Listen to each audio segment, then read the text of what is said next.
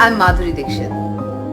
I adopted Carmelo, my indie dog, from PETA India, and he has brought so much joy to my family. In India, 80 million dogs and cats are struggling to survive on the streets, and countless others end up in animal shelters.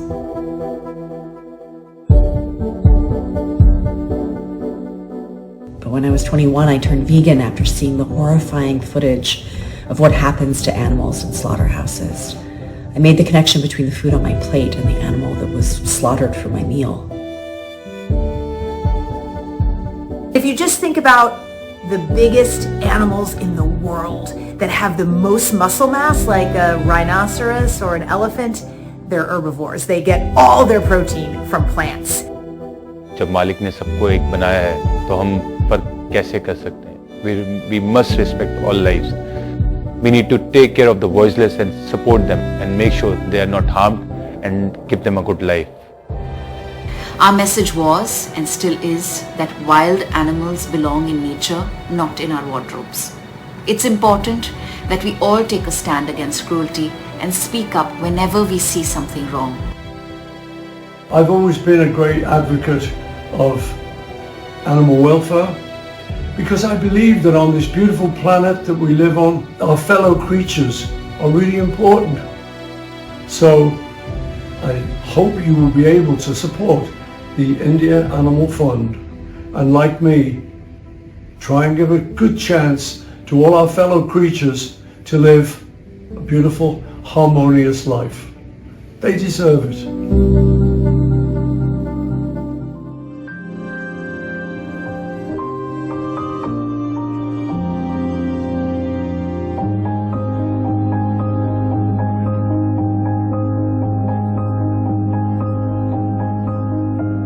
Good evening. We cage animals, we test on animals, we hunt them, we kill animals. The scale and intensity of animal suffering is far greater than any other form of suffering. And yet it is a suffering that goes unnoticed by most of us. Animals globally are in dire need of aid and support from the cruelty that they endure each and every day. Now the statistics are appalling and the resolve is barely skimming the surface. Millions of animals suffer inhuman treatment as a result of illegal trade and poaching, reckless breeding, farm agriculture and lab experiments as well. When it comes to the laws that protect animals, there is poor, often very little compliance at all. And existing facilities and infrastructure at animal shelters are below par and too few in number. So as you can see, our show today is about animal welfare, and you may not think of it as a human cause, but it is about humanity. It affects us directly and indirectly in more ways than one. So we need a change in our attitude as a society. What we also need in terms of, quantifiably is that we need more animal shelters in the country where the public can then bring animals in distress. Treatment can be given, vaccinations can be given. It would be great to have corporate India really step up here, and we're going to talk about that more on the show, to come up and sponsor such shelters, donate for such shelters. We'd like the public to do their bit as well by adopting animals from such shelters, and if we all stepped up and did our bit, we could drastically reduce our community animal challenges and suffering that animals undergo.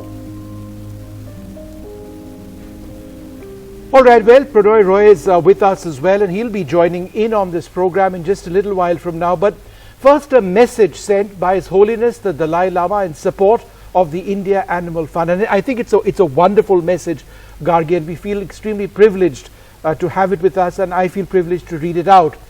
He said, "When I was very young, my teacher had a special yellow whip, different from an ordinary whip, to discipline me. Although I managed to keep away from it being used, the pain incurred from the yellow holy whip meant for the young Dalai Lama would have been no less than that of the ordinary whip. Similarly, animals have the same feeling of pain when they're subjected to harm and exploitation, just as human beings do. Life is dear to animals as it is to us human beings, and since we are supposed to be superior to animals with the ability to judge between right and wrong, let us do the right thing.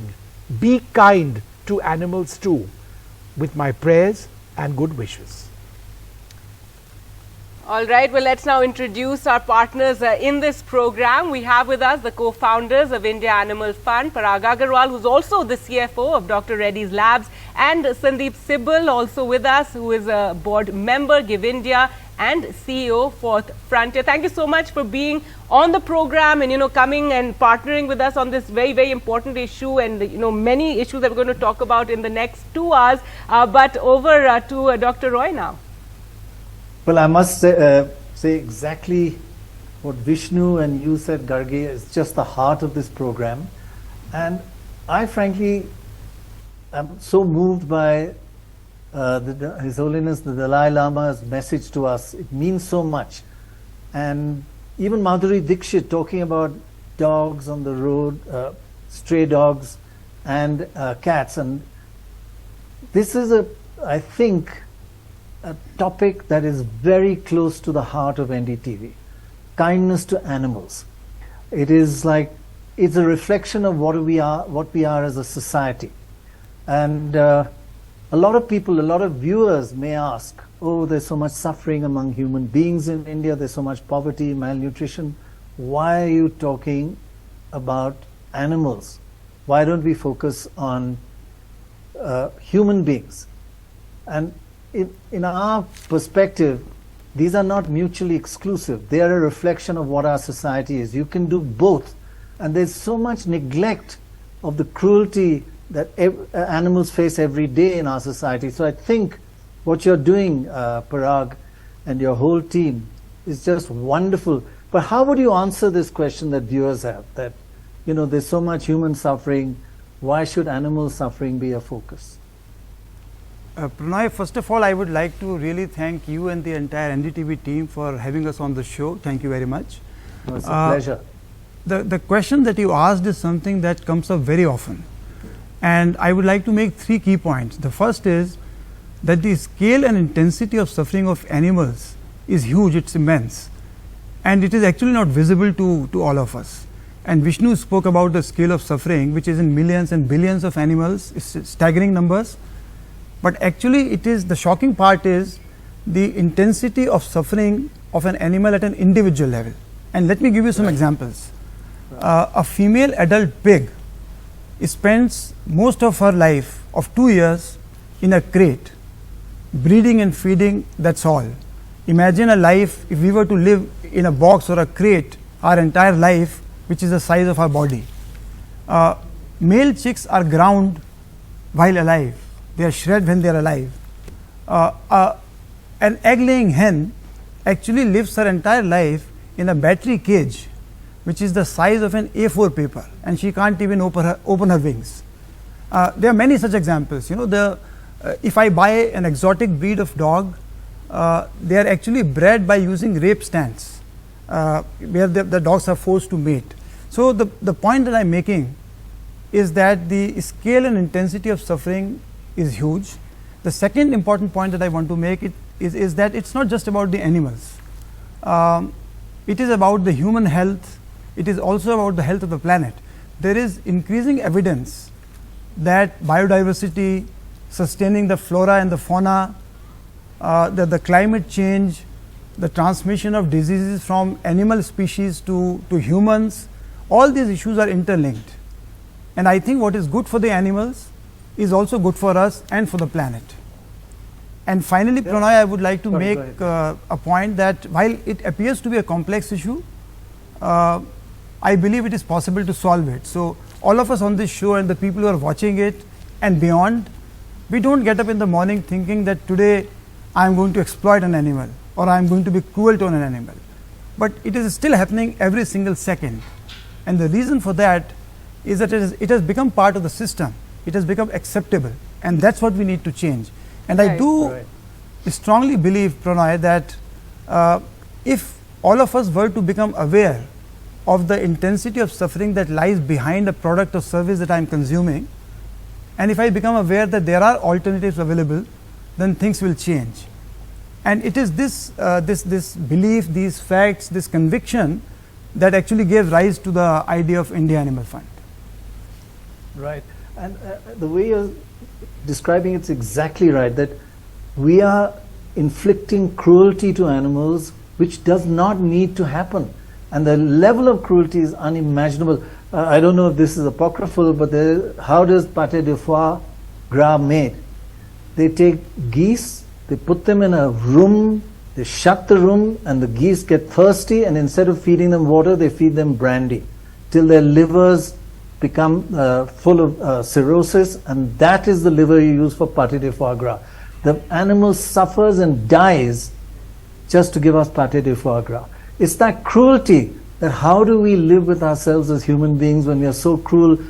And that's a bit of an extreme example, but what we do to dogs, stray dogs every day. Sandeep, thank you also for joining us. It's really amazing that you're taking this initiative with the India Animal Fund. And you've often described it as a kind of Amazon for animals.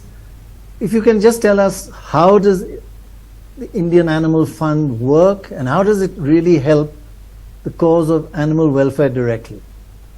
Absolutely. I will. Thanks, Pranay. I should clarify, it's Amazon the platform and not Amazon the river. But right. but back to being serious. The India Animal Fund is really a donation platform that connects donors with NGOs. I see. And these NGOs cover various topics. They cover various aspects of animal welfare, including farm animal welfare, which we spoke about, rescue and relief, law enforcement, and so on. It is quite paradoxical that while on the one hand, we've noted that the scale and intensity of animal suffering is perhaps an order of magnitude greater than human suffering, the funds available for animal welfare are woefully small, a drop in the bucket.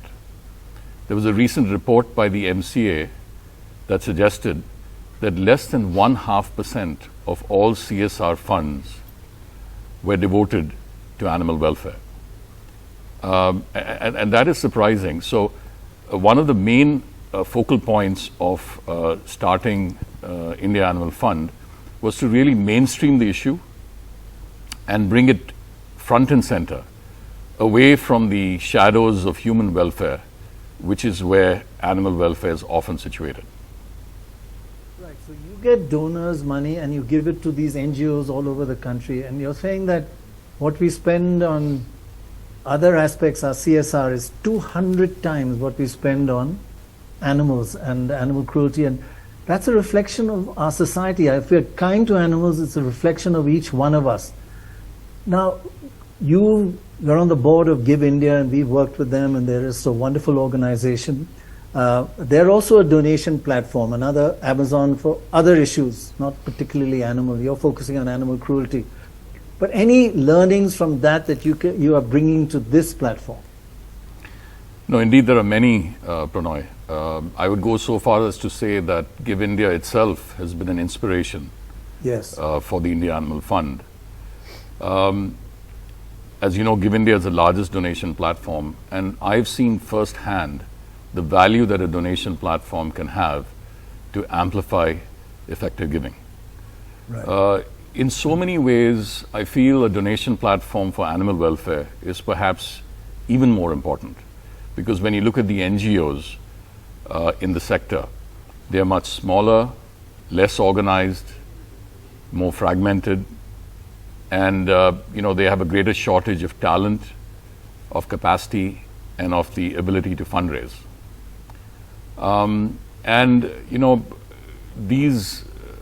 These NGOs need the support that we can bring.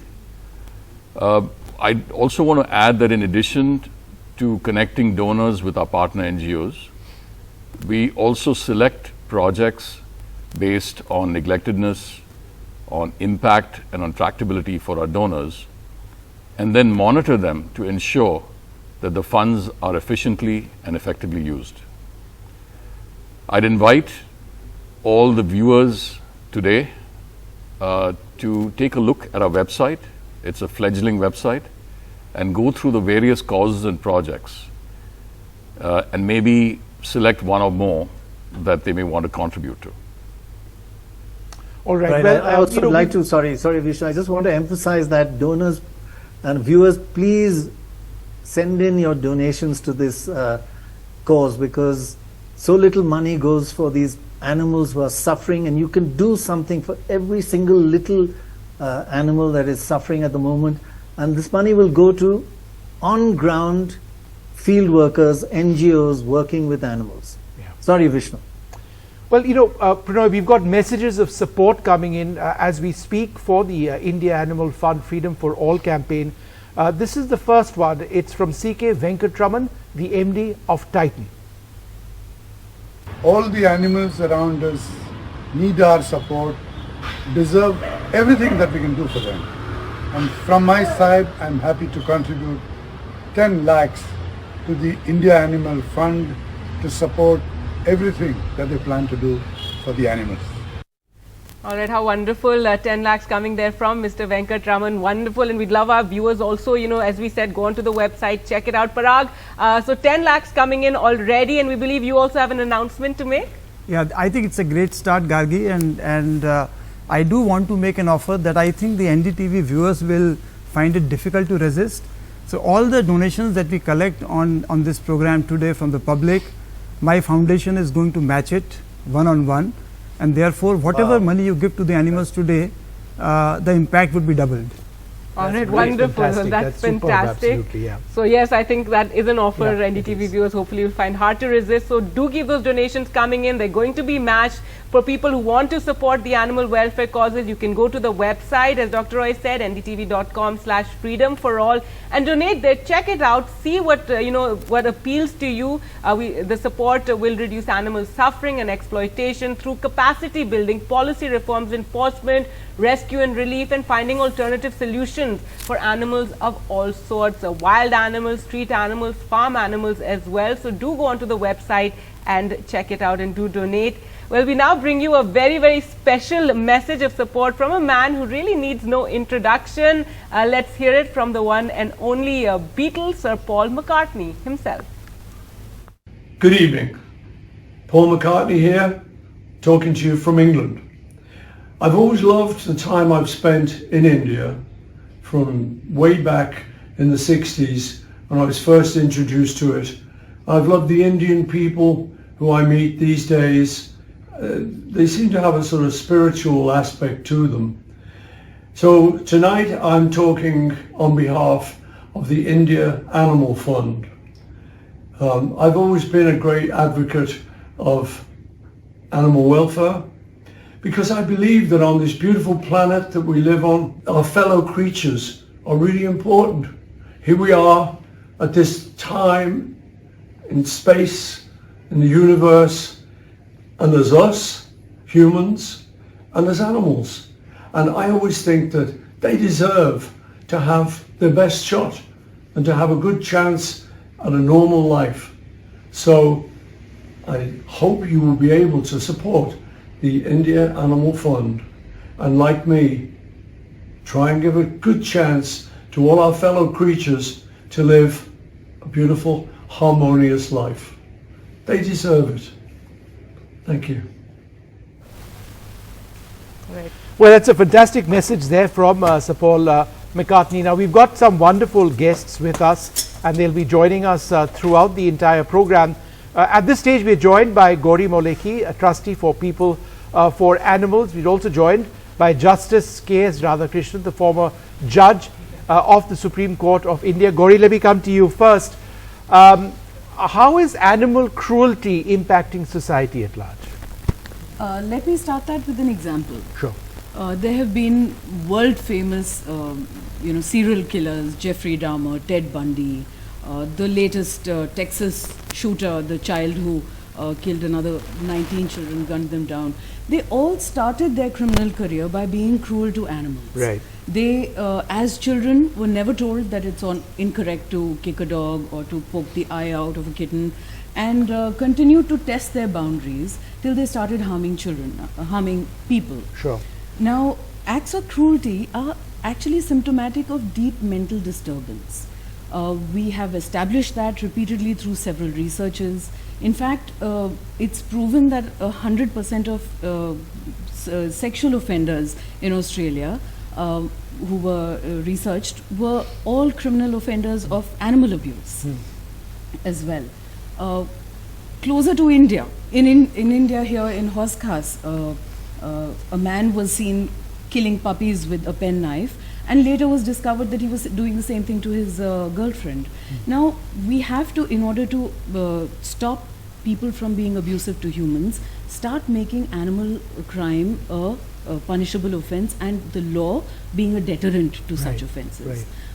Currently, we have very weak laws which are not really being a deterrent, but we also have to understand that children who are abusive to animals basically come from families where there is a pecking order of abuse. Sometimes, for instance, a Hyderabad case where children were burning puppies alive were found to be abused by their parents when they were taken before a juvenile justice court. So we need to recognize animal crime as a symptom of sickness in society. Once we recognize that, then we need to make laws to prevent it, laws that are acting as a deterrent. And currently we need a lot of policy reform and legal framework to prevent animal abuse, not looking at it as some kind of animal loving situation, but a law and order situation which has consequences on human population. Gauri, I think that's a very, very good point you make. I mean, it really amplifies the importance of looking at this aspect of us in society. If I can bring in Justice Radhakrishnan here. Thank you, sir. Thank you very much for joining us. You know, the world has changed, so much has changed, the way we treat animals have changed over all these decades, but the law hasn't changed. As Gauri was just saying, the law is weak. There are two things. It needs to be strengthened, and B, it needs to be implemented. Why hasn't the prevention of cruelty to animal laws been amended in so many years, the PCA? And what can be done about it? How to make sure that it's actually implemented? PCA Act was enacted in 1960. It is true it was not amended for the last so many years. That is exactly the reason why in the Supreme Court, in Animal Welfare Board of India case, interpreted the various provisions of the PCA Act in the light of the constitutional provisions and made a judgment law under Article 142 of the Constitution. Under Article 142, the Supreme Court can make a judgment law on any matter, on any cause that is brought before the court. And that once the court is satisfied that there is a lacuna, it has to be remedied by the parliamentarians by passing a proper legislation. Of course, in various matters, for example, transgender's case, for example, slavery and all that, it took long years to legislate. That is all the more reason that the parliamentarians should bring a proper legislation in the parliament to safeguard the rights of animals. That's very, very important, very crucial. I am sure the parliamentarians will bring a legislation in the coming session or at the earliest. I am sure that the world over there's a change. In my judgment also, I have specifically indicated that there should be a world body which will protect the rights of animals. We have the United Nations, we have United Nations Human Rights, that is protecting the rights of human beings wherever in the whole universe, whole world. But why not an international community wake up and bring an international legislation applicable to all countries through the intervention of the United Nations, so that let there be a separate body for protecting the rights of animals. That is also one of the species in the earth. Without animals, I think the entire universe will be doomed. So protect the rights of animals also. We should have international community should wake up and bring new international law to protect the rights of animals. Excellent. I hope our parliamentarians are listening, and this international law, we'll work with you to try and do that. Fantastic. Right, that would be a welcome move. Gauri, now we were talking about animal cruelty. How can policies ensure that animal suffering is brought down? We're also discussing how there are certain laws. It's about the implementation. I'd also like to point out that in India we don't allow wild animals in circuses. That's something very to be appreciated. We also don't allow animal testing for cosmetics, and all this was brought about because of campaigns, etc., that were run by NGOs. So it's interesting, but yes, tell us how to make the policies more effective. Yes, as and when we progress in science, our laws have to catch up. While wild animals are not allowed in circuses, there's still a lot of dogs, horses, whatever. Sure. So I'm saying the policy has to catch up a lot.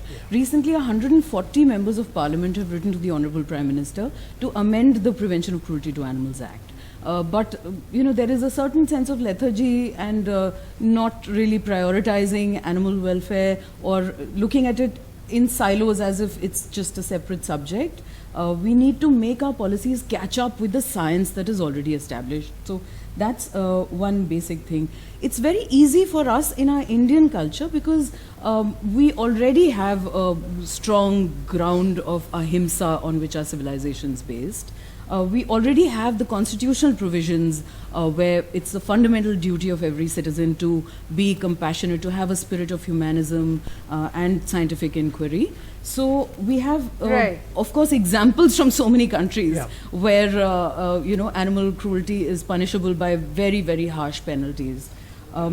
I would like to add here that unless there is good budgetary allocation from the central and state governments, whatever policies we make will remain unenforced. We also need a departmental infrastructure. Like the Animal Welfare Board of India exists at the central level, we need a state animal welfare board at the state level and the SPCAs at district level, like we have in other departments. So where everyone policies needs to are work enforced. together, Yes. authorities, communities, NGOs, etc., all coming together. Thank you so much, Gauri, for joining us on the program, and thank you, Justice Radhakrishnan, for joining us on the show today. Let's now focus on what most of us relate to as animals, what we see in everyday life. That's community animals, dogs and cats on our streets. And joining us to talk more about this, we have Abodh Aras, CEO, Welfare of Stray Dogs. And now this NGO sterilizes 250 to 300 dogs a month. It also treats close to 2,000 animals on site, and this is a huge issue, one that society as a whole, as we said, needs to come together and deal with. We also need to encourage adoptions in a big way. So Mr. Abodh Aras, our focus is on cruelty to animals. So what are the big issues that you see when it comes to community animals? I think that community dogs suffer because, the Prevention of Cruelty to Animals Act is so archaic that, there are very low fines and the jail sentences are optimal. You can see that, a lot of times it's a bailable offense. And that is why, people get away with literary murder. And I think it's very important that, we up this act, and it's important that the new draft Animal Welfare Act is passed in Parliament. Second, more importantly, I think is that there's a mandate from the Supreme Court that Society for Prevention of Cruelty to Animals need to be the SPCAs need to be in every district of this country. And it is seen that, I don't think even 10% of the country would have SPCAs established. So I think it's very important that one, of course, the act needs to be upgraded, and two, what is the mandate needs to be implemented. Also, I think it's also a question of a lot of times wherever there are SPCAs, there's hardly any budgets which are allocated for it. So I think maybe corporates, etc., if they help out and in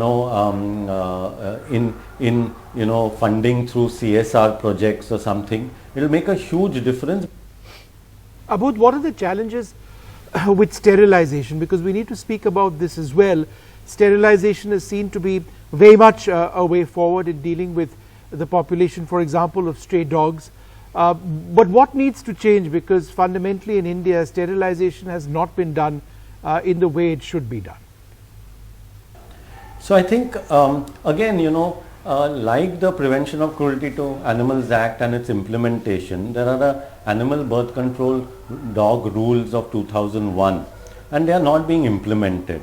The challenges are that, one, either the government, needs to implement them through municipal corporations or animal husbandry and so on, and two, where it's being implemented, naturally the money that is being given is less.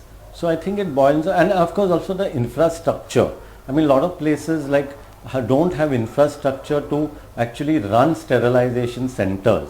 So So I think it's very important that both these things are taken care of, and you look at that places where animal birth control or the sterilization program is earnestly being implemented, your other problems that are associated like rabies deaths or the population of dogs, or the complaints that are there, or dog bites come down drastically, So you will not have incidences which one keeps, talking about in spaces where, like look at Mumbai. I mean, you see, we've been doing sterilization for many years, and the dog population has gone down drastically. You won't see puppies on the streets. The rabies deaths have gone down drastically. So I think this is where it needs to be implemented, and many other cities or regions in India, like in Goa, the rabies deaths are almost, in fact last many years the rabies deaths have been zero, or in Sikkim, has been declared rabies free. So I think one needs to, and this is all because of the implementation of the animal birth control program, and also a mass vaccination, revaccination program of rabies. So one needs to,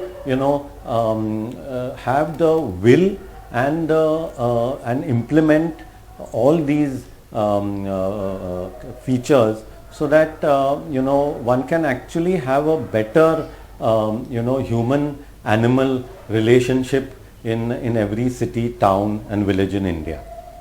All right, very important issues there talked about, and clearly if people come together, NGOs come together, society comes together, we can tackle some of these challenges that are being faced. And again, we'd like to tell our viewers, if you want to support these causes that we've been speaking about, do go to the website ndtv.com/freedom for all and donate there, and you can support, and you can also choose which issues it is that you want to support. We have a host of issues over there on the website, that various policies, various actions, NGOs that you can support. And we have an update as well in terms of our donations. We've crossed the 20 lakh mark since we began, so some good news there, Vishnu. And it's also thanks to, of course, Parag's own contribution to match what viewers are sending in. So do remember, whatever you donate will be matched by Parag Agarwal, the co-founder of India Animal Fund. So, and thank you also both Aras for coming on and speaking about these important issues, the sterilization of dogs and how important it is to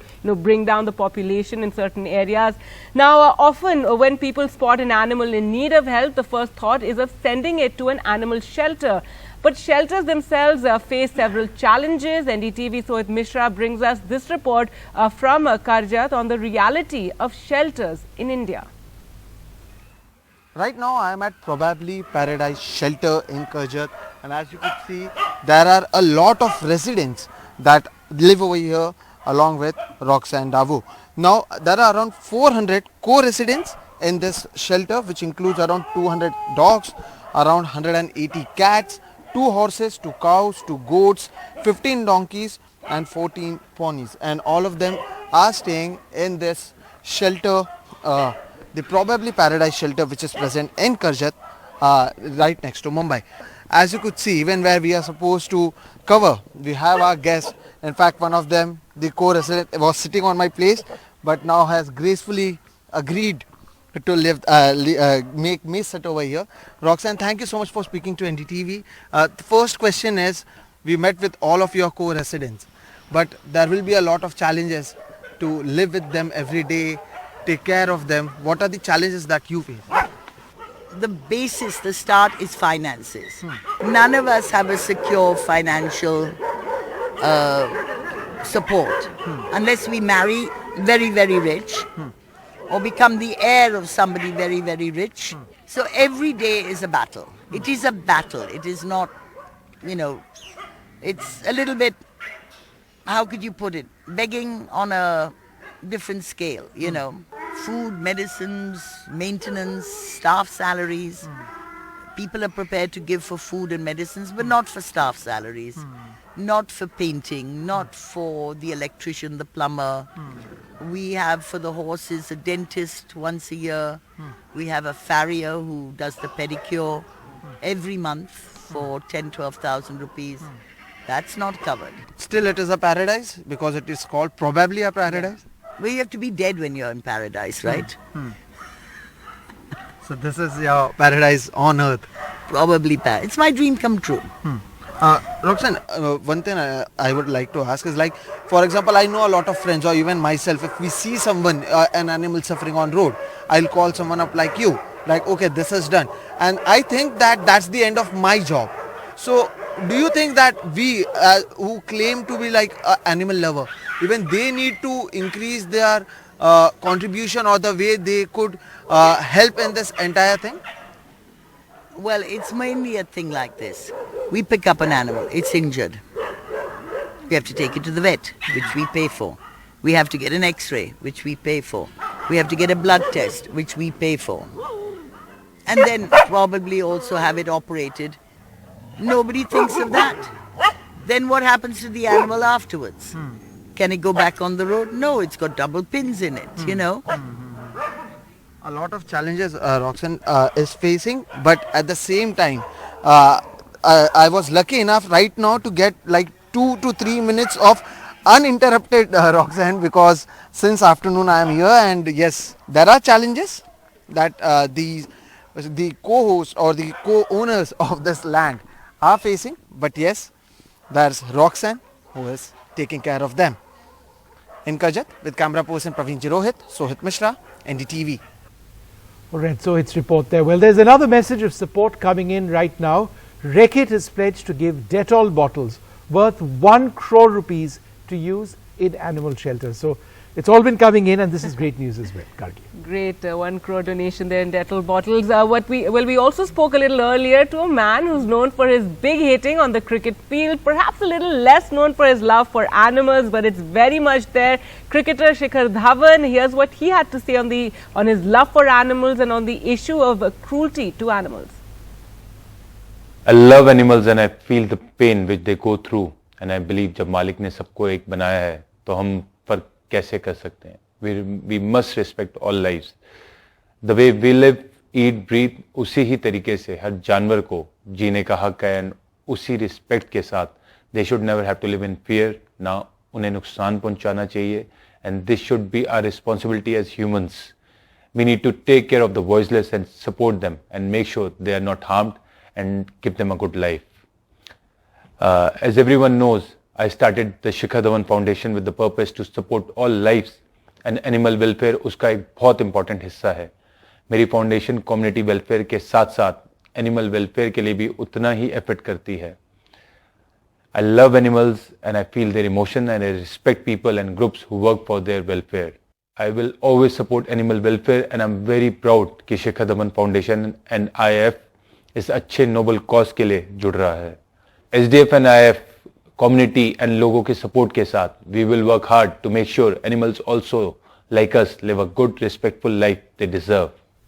Well, support for this cause, they're coming in from some real champions amidst us. So that's so fantastic to hear. Shikhar Dhawan over there. Well, another message of support coming in now from Diya Surana of Micro Labs Limited. This is what she had to say. Thanks for having me on your show. I'm so excited to be here. So it was a couple of years ago that I encountered a doggy that was just run over by a car. In that moment, I was running in circles, calling multiple numbers, just trying to find a helpline. But all my efforts went in vain. I've never felt more helpless than in that moment. I feel that just like humans, every animal deserves the right to live. When I heard of India Animal Fund and their Animal Helpline project, I was really moved, and I knew that I wanted to be a part of their journey. I'm very happy to announce that Micro Labs will partner with India Animal Fund to create India's first integrated animal helpline. My generation needs to know about animal neglect and abuse and what serious issues these are. All right. Well, that was wonderful to hear, Superb, especially absolutely. with this, personal example of not knowing which helpline to call in when she needed to help that dog that was injured and helping to set up helplines. Well, we'll have more such messages coming in through the show. Time for us to slip into a short break. On the other side, we'll talk about another very important issue of illegal breeding. Stay with us.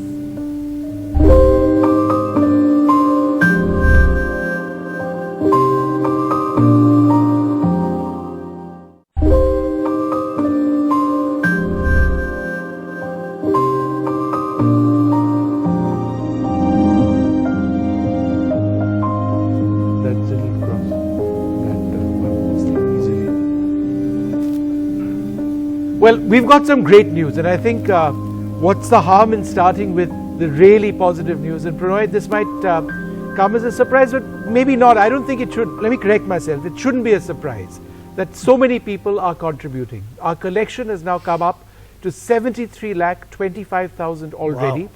So please keep donating. Plus 1 crore on Dettol. Yeah, and we started this program about 45 minutes back, and we've got a while to go, and so keep donating. It's so important that all of us are part of this. 1.73 crores. Wow. Yeah.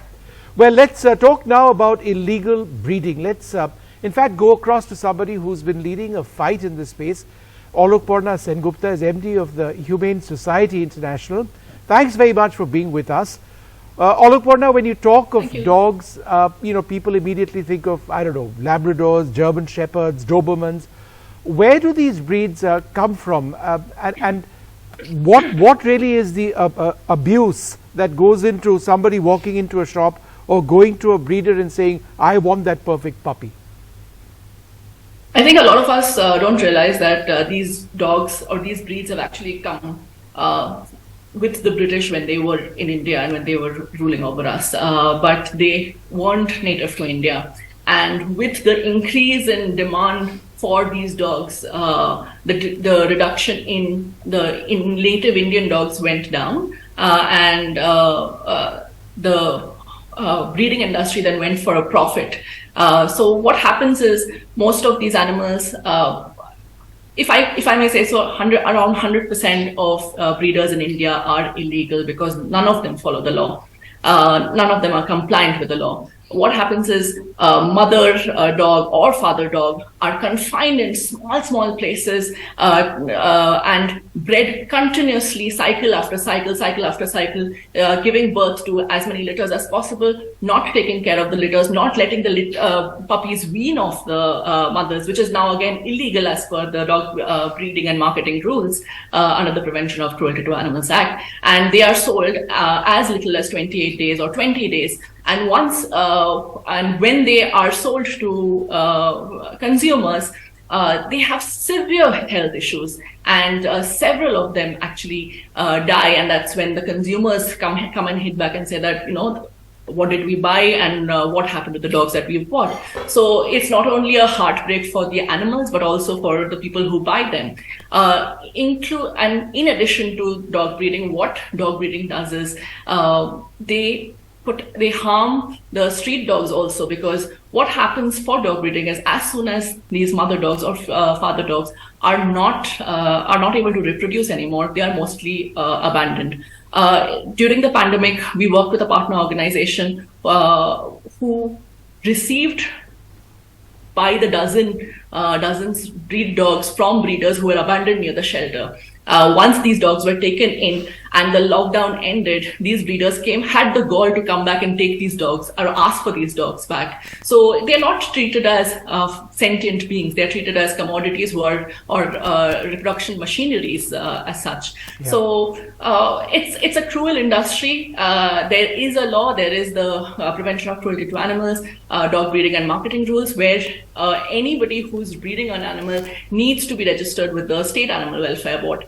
And anybody who is procuring these animals, whether a pet shop or a human being or an individual consumer, again, needs to be registered. The pet shop needs to be registered with the State Animal Welfare Board, but nothing of this is happening. Yeah. And recently there was a survey which said that 50% of dogs, and mostly breed dogs, who were bought and adopted during the pandemic, 50% of them were abandoned. Right. So That's it's a such cruel horrific situation. statistic. And we reported And so many something that stories. we don't think about as much of when the we need pandemic to. was happening. I mean, so many abandoned dogs. But Oloporna, thank you so much for sharing that with us. Thank you very thank you much. so much. Campaigning indeed. on this issue and highlighting this issue, much needed attention. Very important. Actually, let's now welcome and thank Mr. G.V. Prasad. He's the co-chairman and managing director of Dr. Reddy's Laboratories, and he has this message of support for this campaign. Thank you, Pranay, for having me on the show and for your question. As Dr. Reddy's, we are a pharmaceutical company deeply interested in the health of all human beings. But we realize that the health of human beings is intricately related to the health of our planet and our ecosystem. And animals are an important part of our ecosystem. And for the health of humans, we need to take care of the health of the animals also. So in a way, we are very happy about this launch of this fund, and we are happy to support this from our CSR funding. We commit to contribute 1 crore rupees to this fund. And personally, I am an animal lover and a wildlife enthusiast, and I'm also happy to contribute to this fund myself personally. I hope that this fund makes a big difference to the lives of animals and all sentient beings on this earth. All the best. Wow, how wonderful, a 1 crore rupee donation there. So Fantastic. That's absolutely wonderful. And before we take a break, Doctor, I'd like to ask you, we're talking about the welfare of animals. What is your favorite animal? My favorite animal, I have about 100 favorites. And in the top 10, do you have an hour or two I can go into each one? Okay, I'll go to my top favorite, and it's a tough competition, is elephants. And I'll give you quick why I feel they're better than human beings. My personal encounters with them. We were going on a boat and about 30-40 elephants were crossing, and every time they got onto the shore, they would almost stumble and fall over, and we were wondering why were they doing this? And then we noticed there was a little bird that had a nest and was saying, please don't step on my nest. And they nearly fell over themselves to avoid that. Most human beings would not even bother. Another very small thing, we were in our car, and the head of the elephant herd had crossed, but the mother and children were left behind. They were scared to cross because they saw us. And this guy looked at us and said, so we backed far back, and then all of them crossed. And we thought that's the end of it. No. The head came up to us, thanked us, and went off. Most human beings wouldn't bother once it's over. And finally, and this is something all you kids should learn, in a herd of elephants, sometimes the old elephant slows down everything because they can't walk. So they have to ask him to leave. But they don't say leave. They put a youngster looking after him till he passes away. And that youngster stays with him 24 hours a day till he passes away, learning from him and vice versa, looking after him. And after they die, every year they go back and pay homage to that. And I've got about 25 more examples. Well, those are lovely stories that you shared with us. And I think the reason we know that elephants are one of the smartest animals is because they're matriarchal society that they have. And I think that goes to show, Vishnu, that they are one of the smartest animals or animal societies. Well, with that, we'll slip into a short break and be back with more. Find out what Madhuri Dixit has to say about animal welfare on the other side.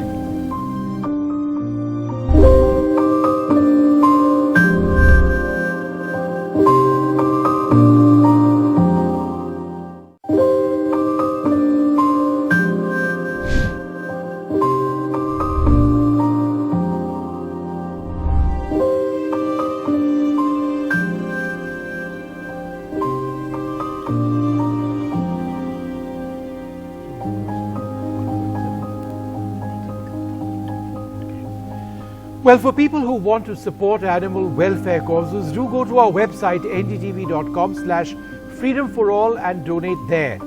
Your support will help reduce animal suffering and exploitation through capacity building, policy reforms and enforcement, rescue, relief, finding alternative solutions to reduce cruelty and the suffering for animals of all sorts, wild animals, street animals, farm animals.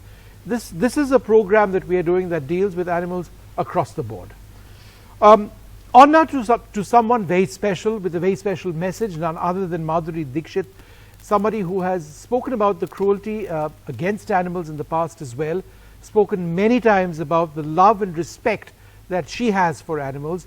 She's joining our campaign today with another fantastic message for everyone. Take a look. Hello, I'm Madhuri Dixit.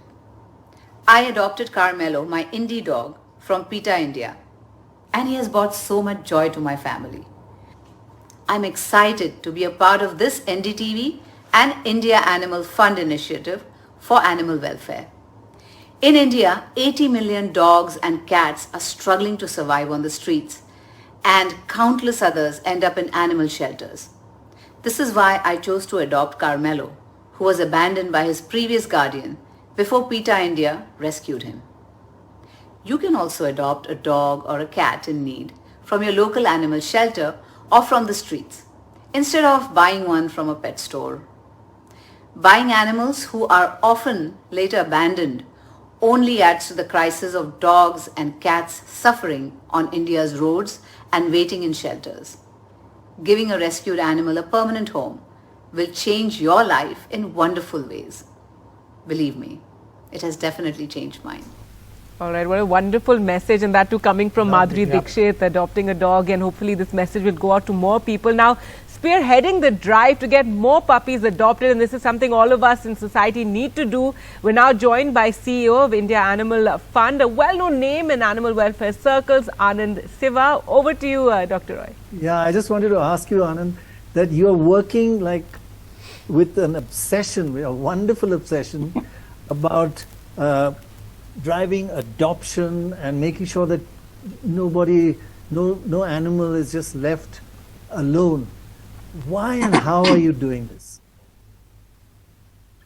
Why and how am I doing this? Why? Because I've seen all of these puppies and dogs change so many human lives before they change themselves. You know, my own daughter, when we first brought in the rescue dog, stood 3 blocks away to look at the dog. Today, 3 of the 5 cats in my house were rescued by her. It changes people. Every home with a pet is a very different home, which is why I believe that a dog in every home and a home for every dog. And I'm happy to tell you that it is with that spirit that at India Animal Fund, we are today actually launching a dedicated website for adoption of all of our dogs and cats. And one of the things we're doing in the process is that we're actually bringing in dignity to these dogs. You know, they're called by various names. They're called Indies, Desi Kutta, in Tamil they call it Terunai. There's nothing but telling us that they are, worthless on the streets. We are restoring their dignity. We're calling them the great Indian breed. We're setting up an integrated website today for fosters and rescuers to put up their rescues and go there, look for the right puppy, go through the procedures, see if you are right for the puppy and the puppy right for you, and start adopting today. I am obsessed, and I think if we could work with this, a dog in every home. I'll just give you a quick number if you have the time. Yes, please. If 1 in 10 households in Mumbai alone adopted a puppy, Mumbai will be stray-free. And if you can do this in everything, 1 in 10, that shouldn't be all that difficult in this country. And that's all we need to make India such a beautiful place for animals and so many compassionate households. So if you're looking at bringing joy, those 1 in 10 houses, those families will also be happier. I think that's a key point you mentioned. Yes, the quality of life changes completely. So when somebody says he's gone to the dogs, actually that's a compliment. Yeah, if a human being could be like a dog, be a much better person. We do use it as a compliment, yes. No, my dogs don't agree with that. No, they don't agree. Correct. So Nestle is partnering with India Animal Fund to promote adoptions, and talking about that is the chairperson and managing director of Nestle India, Suresh Narayanan. Many of us own pets, either a dog or a cat, and we have had many hours of joy and happiness in their company. And yet there are hundreds and thousands of dogs and cats for various reasons who are left stray and bereft of the opportunity to be part of a loving home. I do hope that this initiative is able to inspire us all to adopt these dogs and cats in the country. Purina is the byword for nutrition for dogs and cats and has built its reputation over decades. Purina provides not just quality nutrition but also the capability of your pet to have hours of joy and happiness in the company of the family and indeed to enrich the quality of your home. I commend this initiative and I look forward to Purina partnering with the great Indian breed to promote the adoption of stray dogs and cats and indeed pets in our country. Well, thank you so much, Mr. Narayanan, and wonderful there to partner, with this issue of adopting pets. Now, let's also talk about the issue of animal suffering, which extends to the illegal sale and purchase of protected animals and birds from pet shops, where they're kept in very, very cruel conditions. They're kept cramped up in small cages, very often without food and water, any sort of care to them. One such location is the Crawford Market, and that's something that we have covered in the past. Anand, if you could, talk about that. NDTV did this story on Crawford Market in 2008. It's an issue we have been following since about, the practices there, the cruelty. There's been the pandemic as well and a complete shutdown. What is the current situation there? The Bombay High Court had intervened to shut down the pet shops, but what is the reality really on the ground? Well, I actually did a recce of Crawford Market last week ahead of the show, and I heard something very surprising, that all of those people have taken their trade online. Oh. So the dark web has something even more sinister now, and that's really pathetic because tracing them and finding out what's happening is going to be extremely difficult. But the fact is, most people don't associate, smaller animals when you talk of wildlife or illegal breeding or threats, all of that, right?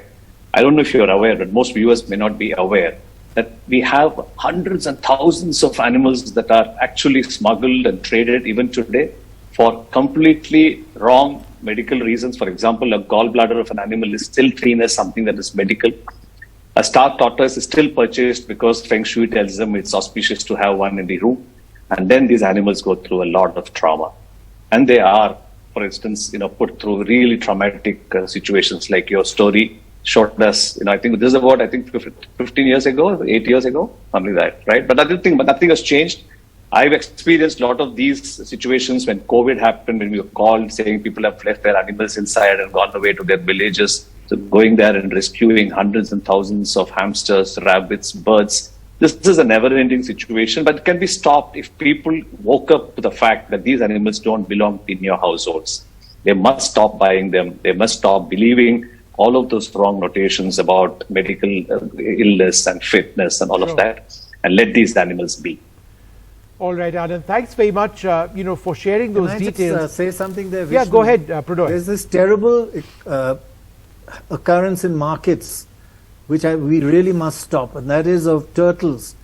A lot of people love turtle meat, and they just turn the turtle upside down. It's alive, and they say, how much do you want? Half a kilo? And they dig out half a kilo and give it to you, and the turtle is struggling there because they don't have refrigeration or whatever.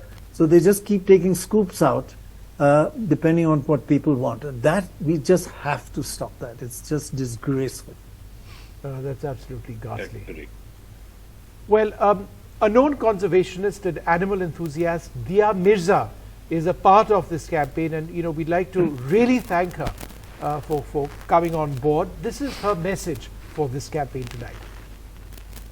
I'm Dia Mirza, and I'm so grateful to NDTV and the India Animal Fund for this initiative to help animals.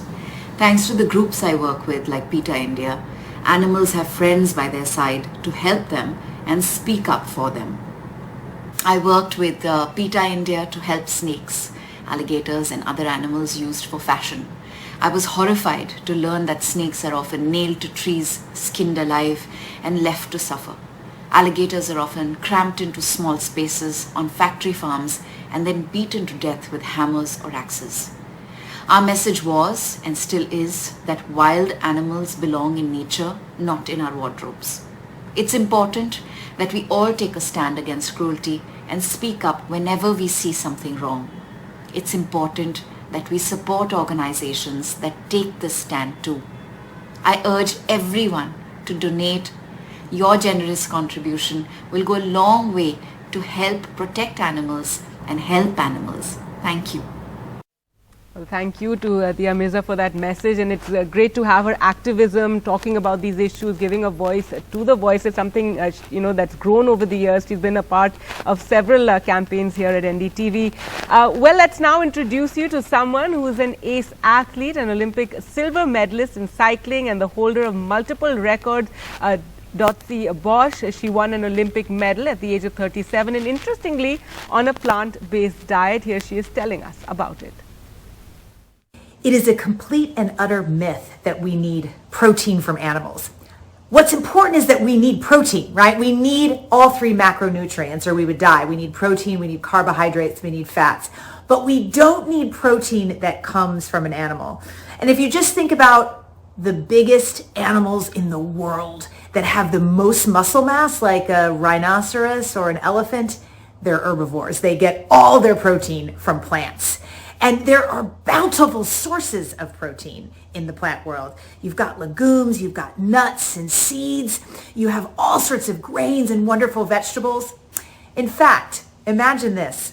If you ate only broccoli for the entire day and you ate 2,000 calories of broccoli, you would be getting 220 grams of protein. So there's protein in everything. So macronutrients are important, yes, definitely. But in my opinion, micronutrients are the real workhorses of good repair and recovery for an athlete.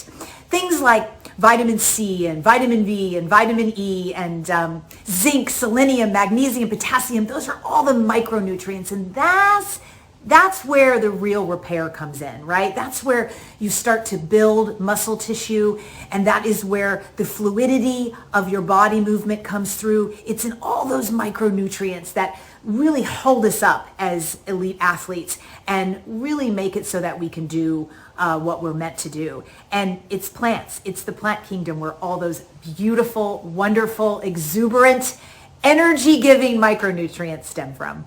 When I decided to really live in alignment with my ahimsa values, it was like a light bulb was turned on for the first time inside of me, where I felt just so in tandem with my soul, with my heart. Once I found out what was going on behind closed doors to the animals that I was eating every day. For 35 years of my life, I ate animals. They were on my plate. And once I understood what goes on for them, the torture and the misery and the pain and the suffering and being broken away from their families only to be killed for my plate for a protein source that I don't need because I can get it from plants. I thought, I just can't play a party to this. I just cannot play a party to this anymore. And so I felt like I was actually training for the Olympics with my soul intact. And all the coaches said, oh, you may be running your career. You may not be able to make the Olympic team. You may wither away and die. But I just had a feeling, even though I didn't know for sure, quite frankly, but I just had this feeling that it was all going to go my way, and it sure did. And I stood on that Olympic podium, plant-based athlete, at 39 and a half, and received my Olympic silver medal, the oldest in history to ever even make the Olympic team in my discipline of track cycling. All right, Dotsie Bosch, thank you very much for sharing those thoughts. Let's now talk about cruel conditions and practices under which animals in farms are kept and bred. To tell us a little bit more about this, we are now joined by Jaisima Nogehali, the co-founder of India Animal Fund and Global Food Partners consulting firm, dedicated to helping food businesses fulfill their cage-free commitments. Over to you, Pranoy. Yeah, thanks. I just wanted to ask you, Jaisima, that you've been known to say that there's so much cruelty, or under certain conditions, death is actually comes as a blessing to animals. What do you mean by that? That sounds really, really extreme. Thanks, Pranay, and thank you so much for doing this show. In my line of work, I've visited a lot of factory farms as well as abattoirs in my life, across the globe, in India, in China, many other places as well. And a lot of times when you step out of a slaughterhouse, you've seen a lot of suffering, and then you see that, oh, well, it's over for the animals, but they don't continue to suffer. But when you walk into a factory farm, battery cage facilities where these hens are confined in cages where they're given less than an A4 size sheet of paper their entire life. When you walk into a tabela or a dairy farm where these animals are tethered so much that they can't even move, you have male calves who are just like day old being filled in wheelbarrows and being sent to slaughter.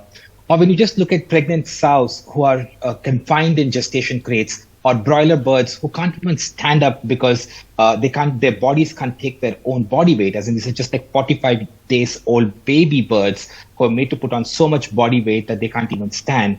And to know that the suffering kind of continues when you step out of the farm as well. When you just look at everything that we do to animals as human beings, what happens in factory farms is just inexcusable. And we just continue to do this with just the idea that, well, we need to be producing cheap meat. And all of this being done under the pretext of food security. When you really look at science, it actually says that intensive animal agriculture, in fact, hurts food security of a particular nation. It only puts food in places where there is excess nutrition. It hurts farmers, it hurts small families. It creates a huge amount of issues when it comes to air quality, manure overflow, so on and so forth. And there have been multiple research done by NEEDY and everyone. So I do think that many a times death is probably the best thing that happens to these animals. And it's really a shame that we as a society accept such form of cruelty. Really is a shame. That is just shocking to hear that. Right, and those of us who can must try and support ethical farming wherever we can. It's a choice, a personal choice, whether one wants to go, vegan, vegetarian, or have non-veg, but also to, be aware of where your food is coming from, the conditions, and, work towards better conditions. Thank you so much, Jaisimha, for joining us and, talking about this very important issue. So as Jaisimha was saying, their conditions inside cages are horrendous. We may never really understand what it's like to remain cooped up inside one of these cages. Now, PETA has developed a cage, though, to help people experience what it's like for a chicken in inhumane conditions. The cage has been scaled up to fit a grown person, and this is just how much, space a chicken has in proportion to its size and in proportion to its body when it's inside the cage. Now, one of our younger reporters on the desk has volunteered, or rather we forced him, Vedant Agarwal. He's going to enter this cage for a few minutes to get a feel of what a chicken must go through inside one of these cages. Thank you so much, Vedant, for agreeing to do this. And yes, over to you. You have the cage ready there with you. Well, absolutely, Gargi. As you can see, the cage, it's a rather tiny cage here. And, just to get a sense of what it's like for, these birds to be put in these confined spaces. In fact, PETA has developed this cage. It's taken this cage to, various cities just to give people a sense of what it's like for, birds to be put inside this. So I'll just, go inside this cage and then share my experience with you.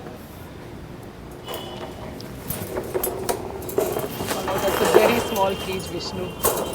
Yeah. Oh my God.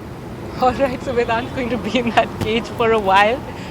That's horrific. It's absolutely. That is absolutely horrific, Vedant. I wouldn't have fit. I don't think you would have. I wouldn't have fitted into that. I would have had a little more space, but yes, it's terrible to see. And just to think that this is something which is a practice that happens all the time. And that's and how. You'd be there for days, would you? You would be in a cage like that for days, months. Yeah, I mean, unthinkable. It's absolutely. Vedant, thank you for actually agreeing to do this.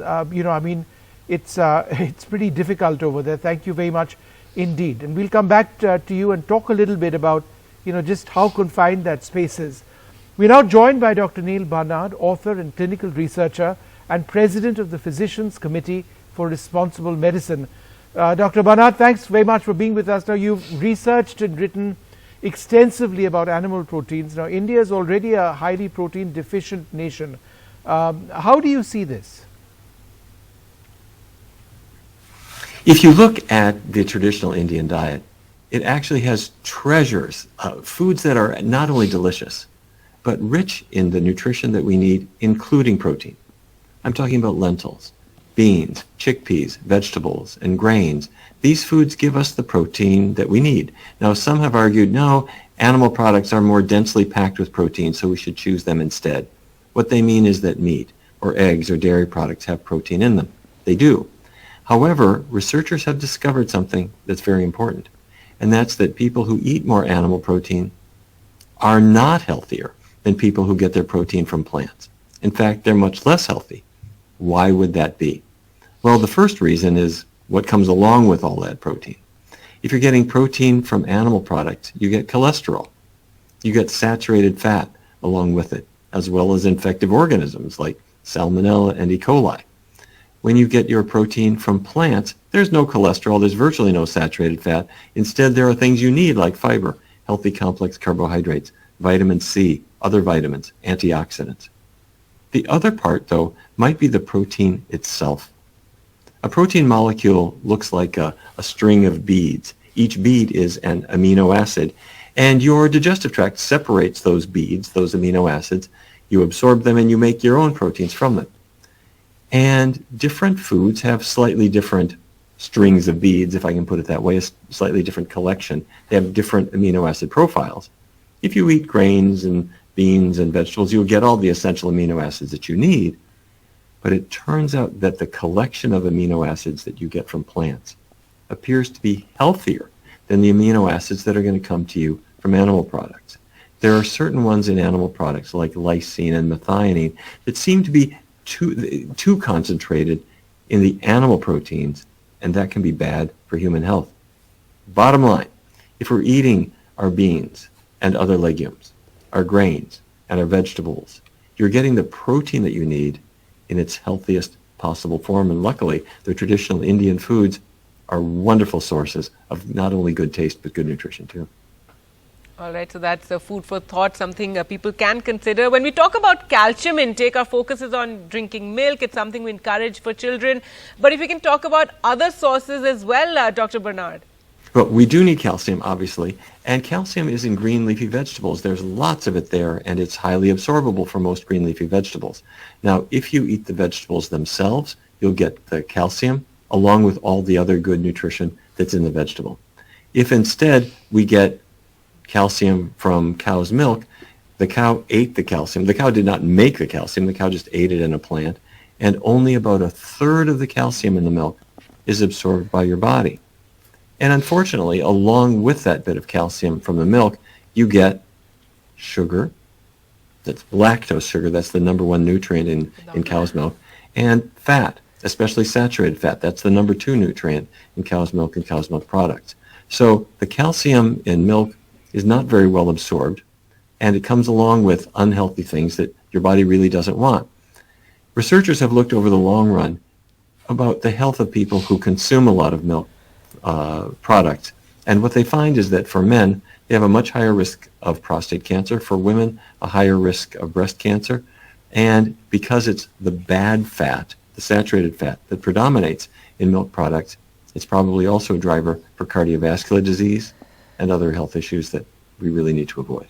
All right, thank you so much, Dr. Bernard, for joining us there, and that's something for all of us to think about. You could look it up further, and it remains a choice for people to make. But let's now go back to my young colleague Vedant, who is inside that cage. We last left him inside a cage to get a feel of what it feels like for chickens and poultry that are kept in. But it's horrific. So Vedant, it's been a couple of minutes. How are you doing? Tell us what it's been like. You can come out now. Well, Gargi, it's apart from the physical distress, what is significant to note is also the fact that it feels like your agency is being sort of taken away, and you're at the mercy of some external force. So I think the physical distress and the obvious claustrophobia is there, but apart from that, as I said, it's like you're rendered sort of helpless, and that is perhaps the worst state to be in, to be rendered helpless and to be at the mercy of an external force. So that is also something to sort of think about, that that's the worst state to be in and that psychology is also something to actually think about. And as you mentioned earlier as well, Gargi, that while it's a choice to consume meat or to be non-vegetarian, it's important to make an informed choice, and it's perhaps also important to be aware of where your food is coming from. Sure. So in fact, I'm also joined by the spokesperson of PETA India, Kiran Ahuja, to talk a little bit about how birds. I mean, this was just a taste of what it's like for birds to stay in confined spaces. To talk a little bit more about that, and also a little bit about what is the relation between birds in cage and human health. Yeah, hi Vedant, thank you for having me. So irrespective of whether these birds are in cage or no, the health effects of eating or consuming eggs on humans are enormous. So just one egg has enough cholesterol that our body needs, and this is really bad for us because consuming egg increases the risk of we getting cardiovascular diseases, diabetes, colon cancer, prostate cancer by multiple folds. And as you know, these hens are, especially in factory farms, kept in such filthy and deplorable conditions. It usually causes infections, and to prevent that, what these factory farms do is pump antibiotics in the hens. And these antibiotics are of course not good for us because it causes antibiotic resistance in humans. And not just that, I mean, otherwise also these infections can turn out to be zoonotic and can be a huge public health risk. And this one, not just for our health overall, consuming egg is ethically not right, because as you can see in this picture, the hens, they are kept in such filthy conditions, and while we cram them in such conditions, it often leads to pecking or the hens attacking each other. Right. And well, that's right. So here, just a sense of what it's like for these birds to be kept in these confined spaces. So, the great initiative by PETA India, and also, just for our viewers to be, aware of where their food is coming from. Gargi. Thank you very much, Vedant, and Dr. Kiran Ahuja, thank you to you as well. But here's some good news. Let's give you an update on what our viewers have done and how they've helped us so much, helped all of us. We've collected 1 crore 73 lakh rupees so far. Wonderful. For this program, for this cause. So again, the message is the same. Do keep these donations coming in. The animals need our support. We are their only voice. Well, we are now going to talk to 2 men who've performed physically demanding deeds, like lifting hundreds of kilos, climbing the world's highest mountain peaks on a wholly plant-based diet. That is in fact what they are well known for. Showing that while the body's nutritional requirements can come from many sources, it is possible to sustain those nutritional needs on a plant-based diet. Yeah, so my diet is actually, to be honest, not that much different, at least when it comes to the nutrients. It's not that much different from, before I went vegan, from what I was eating as a vegetarian, or even from, before that when I was still eating meat. So the nutrients didn't really change. I'm still giving my body all the nutrients that I was giving my body before. Now, where do I get those nutrients? Like, for instance, a lot of people ask, well, where do you get all the protein that you need, right? As a strength athlete, we're consuming usually way too much protein because it's the building blocks for muscle, and we're trying to, have an abundance of that for the body so that the body can build muscle. Now, my main protein sources are mostly legumes and grains, mostly legumes, and that's just one word, but really it's a category of, a ton of different things like beans, chickpeas, peas, lentils, soybeans, and other soy products like soy milk and stuff like that. From time to time, I also eat meat replacements, for instance, when you have something like, a plant-based burger patty. Of course, it's fun to eat it, but it also gives you a lot of protein. So it's really the rationale is the same that you would use to eat, a meat burger. But in this case, the great benefit that you get is that, you're having the same fun but nobody has to be killed for it, right? And that's, I think, really important too. So I had all these physical benefits, like my blood pressure went down, my recovery times were getting better. There was, a whole slew of stuff that was helping me perform as an athlete and giving me an edge there.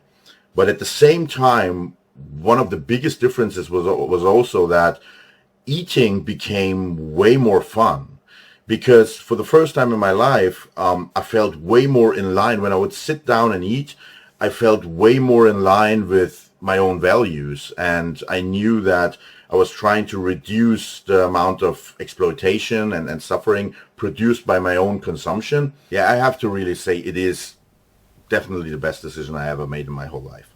It's impacted my life on so many levels, and it really changed my life so positively that... I think a lot of people really underestimate the benefits. I mean, I think a lot of people already know that there are benefits, for the environment, for climate change, and for for health reasons, and also, of course, for the animals. But I think a lot of people really underestimate the benefits for yourself in going vegan. It's really the best thing that you can do for everyone, for yourself, for the planet, for the animals. Everybody wins. All right, so that's a message there from Patrick Baboumian, a strongman and powerlifter and former bodybuilder. Now someone who's shown endurance of a different scale by summiting the Mount Everest twice. Here's a message from Kuntal Joysher. I was born and brought up in a vegetarian family. Consequently, I never ate any meat or eggs. But I still ended up drinking milk and wearing leather and eating cheese and whole sorts of things. And I never questioned those choices. Not until late 2002, when I started connecting the dots that there's really no difference between a piece of meat, a glass of milk, or for that matter, the leather belt I was wearing. And that all of these things came from abused and slaughtered animals. This was one of the biggest reasons why I went vegan 20 years ago, to stand up for the animals. Now, 8 years later, sometime in October of 2010, I discovered the biggest dream of my life, which was climbing to the top of Mount Everest. I still remember announcing it to my family, my friends, to the mountaineering community, that I was going to climb Everest as a vegan. And I remember there being an instant pushback. Kuntal, it is impossible. No vegan has ever climbed to the top of Mount Everest before. And I always questioned, why is it impossible? As someone with a scientific oriented mindset, I knew that a well-balanced and plant vegan diet would supply me with all of those nutritions required to not only survive but thrive while climbing these big mountains. That is why I promised myself that I was going to climb Everest as a vegan or not do it at all. Now, as I reflect upon the last 12 years of my journey, I have been to the top of Mount Everest twice already, both from the Nepal side and the China side. I have climbed to the top of the tallest mountain in Southern America, the tallest mountain in Northern America, and I've been part of many, many tough and difficult expeditions across the world. As someone who works as a nutrition and a fitness coach and an expert today, I can tell you that veganism is going mainstream. A plant-based diet is going mainstream. And there is a lot of research that has been coming out in the last few years demonstrating that, truly speaking, there's no difference between a plant-based diet compared to an omnivorous diet when it comes to building muscle, when it comes to building stamina, when it comes to building endurance. And which is why I stand here and say that we don't have any excuse today to not be a vegan, to not adopt a plant-based diet, because not only is it good for us, not only is it good for the animals, but it is good for the planet and it is good in every aspect. All right, well, that's an important choice, but one that you've taken and helped you to get on top of Mount Everest. But we have a little quiz for our viewers on India Animal Fund Freedom for All. It's not that difficult, but there's a real incentive, as I shall explain, on why you should participate.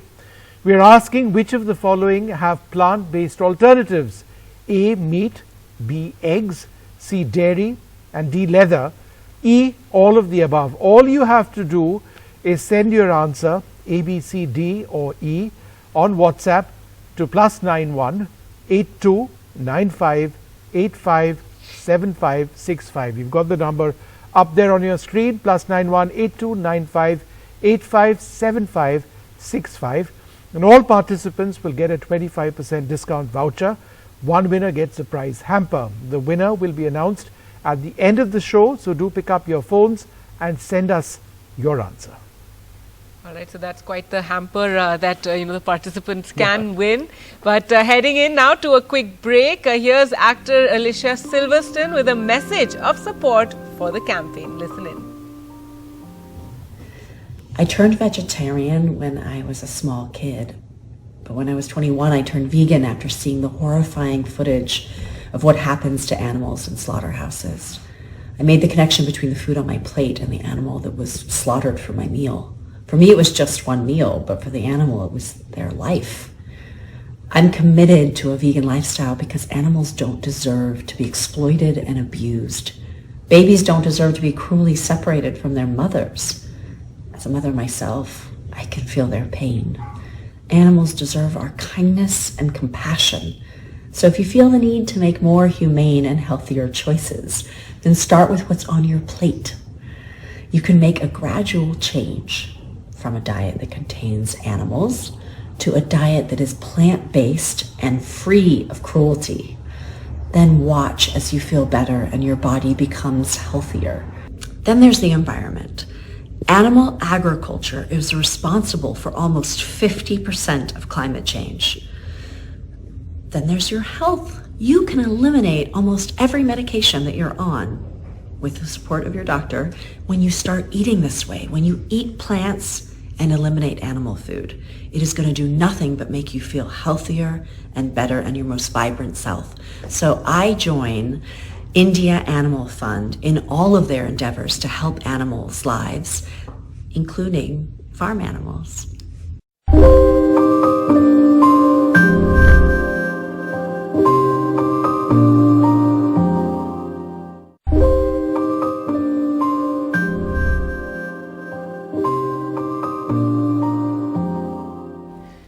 Welcome back to our special show, Freedom for All, where we're talking about cruelty to animals and how we can prevent it, and various organizations working for this cause. Viewers have been donating. So far, we managed to collect over 1.73 crore, but keep those donations coming in. We're in the last leg of the show, but our microsite will continue to accept your donations. So log on to ndtv.com/freedom for all and do donate there. Well, I'd like to welcome back on the program Parag Agarwal and Sandeep Sibal, co-founders of India Animal Fund, and you've been with us through the show. We've been putting the spotlight on various issues, various organizations. Sandeep, if you can now tell us, how is human ingenuity and innovation helping reduce animal exploitation?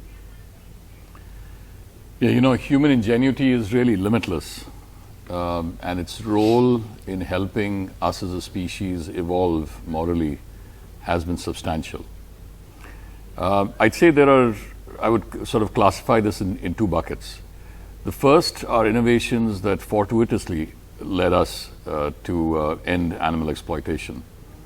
The fountain pen comes to mind, which led to the ending of essentially plucking feathers from geese to make quills, or for that matter, the invention of kerosene that ended the grotesque practice of whaling, and perhaps most well known, the automobile that led to the end of horse-drawn carriages.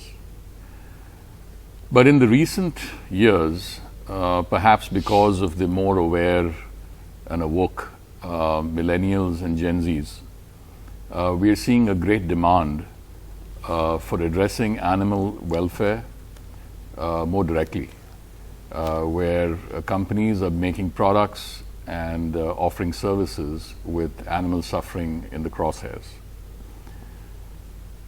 I think this trend is growing, as we heard from many of the athletes.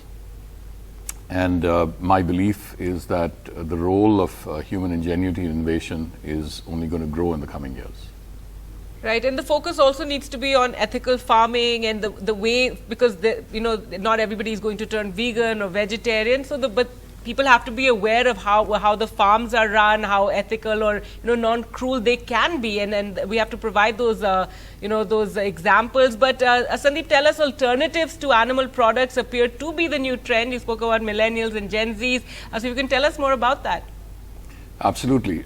In fact, to make the point even clearer, I actually have collected a few interesting products that are being produced by Indian startups. And I'll just cover some of these, and I hope you'll find this interesting. So on this plate, right here in front of me, there are momos with keema in them and meat patty by Blue Tribe. And this is in case you have that craving for meat, but you still want to stay ethical and you don't want to have any animals harmed. That's one approach. This other plate that you can see, this has a whole chicken breast, which is white. I don't know if that's easy to see. And then there's chicken tikka that's been made by one of the other chicken breasts. And this is made by a company called Demolish Foods that has taken a very novel view on how to recreate meats from plants. Next up here is a glass of plant-based milk made by a company called Old Foods. And this milk is made from millets, from sprouted bajra, ragi, and amaranth, one of the most sustainable sources for grains. And finally, here in front of me is a leather that's been made from plants, and this leather is pretty interesting because unlike previous versions of alternate leather, it's not made from plastic. It's made from various plant-based sources like cellulose and latex and so on. And what we have here is different formats, different kinds of leather. And this is actually being used by a couple of very interesting clients of the company. The name of the company is Ultra Leather. All right, so interesting, to know about these alternatives. And after this show, Vishnu is going to try the tikka, the plant-based tikka. But Dr. Roy, you had a question? No, actually, I was following up on something you said earlier, Gargi, that the main thing is not to feel guilty if you're eating meat, as long as the meat comes from well-treated animals who have no cruelty. I mean, 2 out of every 3 Indians eat meat, and it's about 4 out of 5 people in the world eat meat.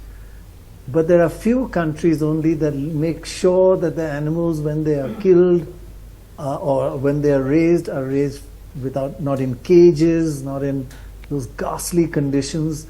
So it's not that we are telling 66% of India to feel guilty, but do something to make sure that they are not cruelly treated. We don't treat our animals cruelly. Now the other option is you may opt for vegan, you may opt for vegetarian. That's an individual choice. I would say also don't treat plants cruelly, but still. But I wanted to ask both of you actually, what can we do as ordinary? We just admire the work you're doing. It really is wonderful. It's an area which not too many people are working in.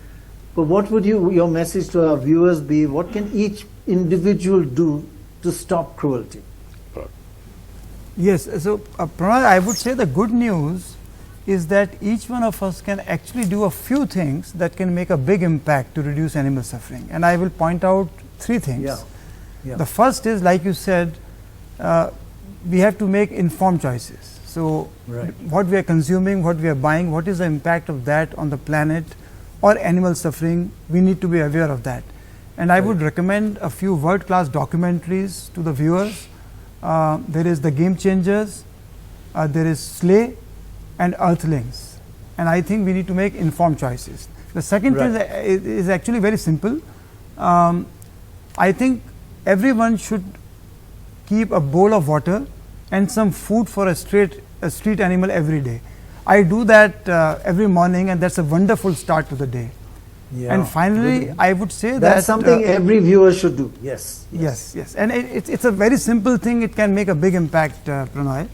And finally, I would ask everyone to support the India Animal Fund.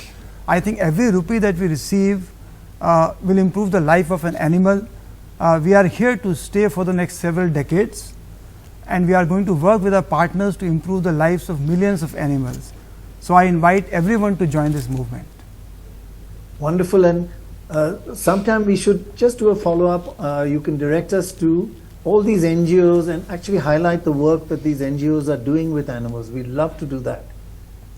Yes, absolutely. You know, because that's where you give all the money, right? And they are actually, so you're collecting and then selecting which NGOs. That's wonderful. That's yes. On-ground work. The money is being used directly, right? Exactly. We pass on all the donations we receive, Pranay, to the selected NGOs. We go through a process of looking at which NGOs are doing great work on the ground. Right. And we pass on the money to them, and then we measure the impact as well. Yeah. No, so it's all done, I mean, it's all calculated and assessed accurately, and that's so important. But there's good news. Once again, we have a quiz question. We asked a quiz question earlier on the show. And there's a gift at the end of the show as well. Well, we know the winners, Tanya, Anusha and Sakshi Rane, have won gift hampers. And all of you who sent in answers, you get discount vouchers, and those will be on their way to you very soon. Right, well, that brings us to the end of our program, but we'd like to thank everyone for all the support and donations through this show. Do remember the campaign will continue. The show might be ending right now, but the campaign continues on the NDTV network and on our website as well, so do go across to the website. Gargi, the point you're making that the website is still open for donations for a while. This was just 2 hours. And absolutely. We've 1.73 plus 1, 2.73. One in That's kind. right. So do go across to our website, ndtv.com/freedom for all. And as we said, all the causes are written there, the NGOs, the work that's being done, and you can see what appeals to you. So do go across and donate. There are many NGOs that are doing great work on the ground, and they need your help and your support to help in making a difference, reducing animal suffering and exploitation. Thank you so much all for joining us on the program. And thank you all thank you. For watching. And I think I would like to end with, if anybody says you are an animal, you should say thank you for the compliment. Animals are better than human beings. Good night. Good night.